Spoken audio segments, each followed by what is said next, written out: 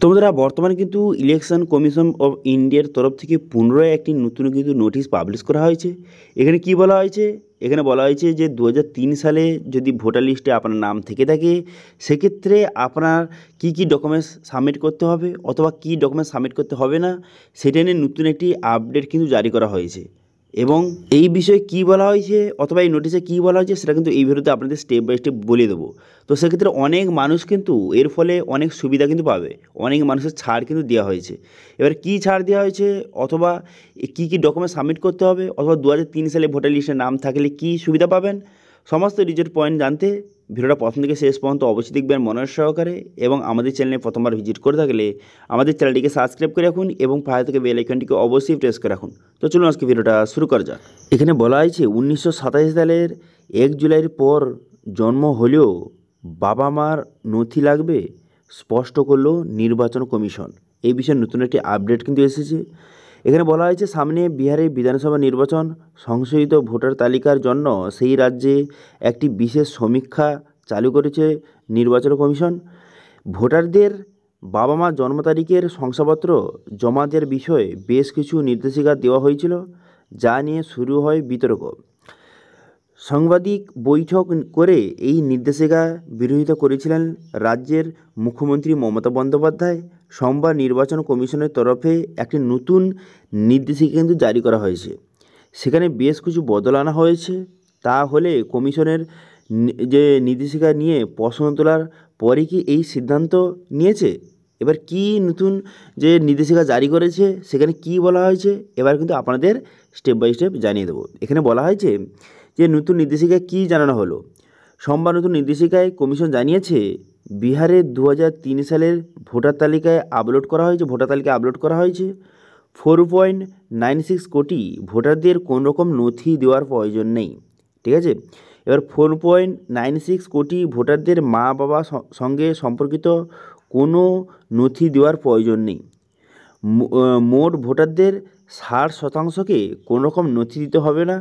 2003 সালের বিহারের ভোটার তালিকায় নাও থাকে সেক্ষেত্রে নিজের বাবা মার যে কোনো রকম অন্য কোনো নথি ছাড়াও নথির পরিবর্তে 2003 সালে ভোটার তালিকা ব্যবহার করতে পারেন। অর্থাৎ 2003 সালে ভোটার তালিকায় যদি আপনার নাম থেকে থাকে সেক্ষেত্রে বাবা মার কোনো রকম ডকুমেন্টস কিন্তু লাগবে না। ঠিক আছে, সবগুলো কোনো বাবা মার যে ডকুমেন্টস প্রুফ হিসেবে কোনো রকম ডকুমেন্টস দিতে হবে না। কেবলমাত্র 2003 সালে যদি আপনার ভোটার তালিকার নাম থেকে থাকে সেই ভোটার তালিকা আপনি ইউজ করতে পারবেন।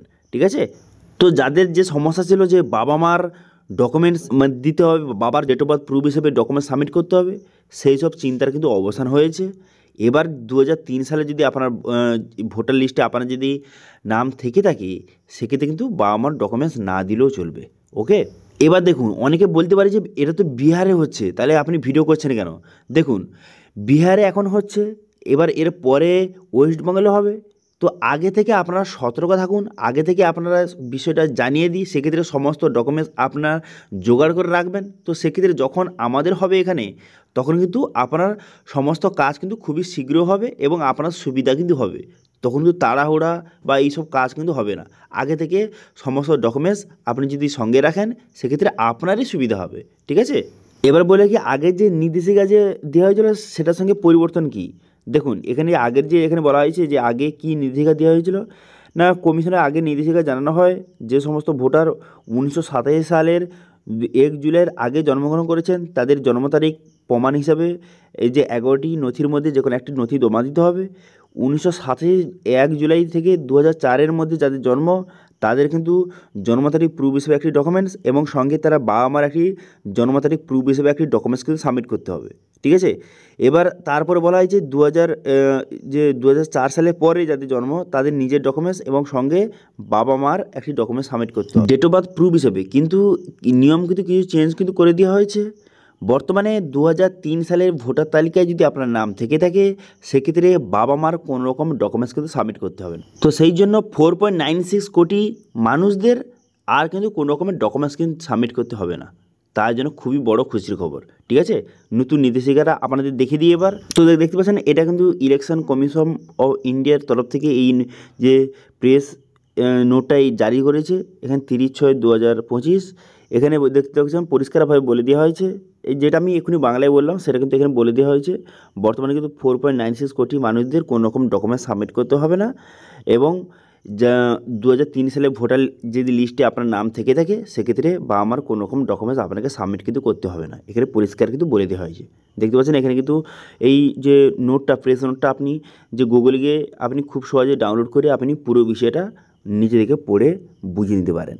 ঠিক আছে, এবার পরবর্তী সময় ওয়েস্ট বেঙ্গলে কিন্তু সেম একই নিয়ম কিন্তু জারি করা হবে, যে ইলেকশন কমিশন অফ ইন্ডিয়া, এটা কিন্তু যে একটি স্টেটের জন্য না, সমস্ত স্টেটের জন্য এই সেম নিয়ম কিন্তু থাকবে। ঠিক আছে, তো সেক্ষেত্রে ওয়েস্ট বেঙ্গলেও এই নিয়ম থাকবে, এবং যখন ওয়েস্ট বেঙ্গলে এই সব নিয়ম বা এই ভোটার ভেরিফিকেশান শুরু হয়ে যাবে, সেই সব নতুন নতুন আপডেট পেতে আমাদের চ্যানেলটিকে অবশ্যই সাবস্ক্রাইব কিন্তু করে রাখবেন। ঠিক আছে, তো এটা ছিল আজকে আপডেট। ভিডিওটা ভালো লাগে তাহলে ভিডিওকে লাইক করে দেবেন এবং ভিডিও কিন্তু বন্ধুর সঙ্গে শেয়ার করে দেবেন, এবং আমাদের চ্যানেলে প্রথমবার ভিজিট করে থাকলে আমাদের চ্যানেলটিকে সাবস্ক্রাইব করে রাখুন এবং পাশে থেকে বেল আইকনটিকে অবশ্যই প্রেস করে রাখুন। আজকে ভিডিওটা এই পর্যন্ত, দেখা আছে নেক্সট ভিডিওতে। Thank you.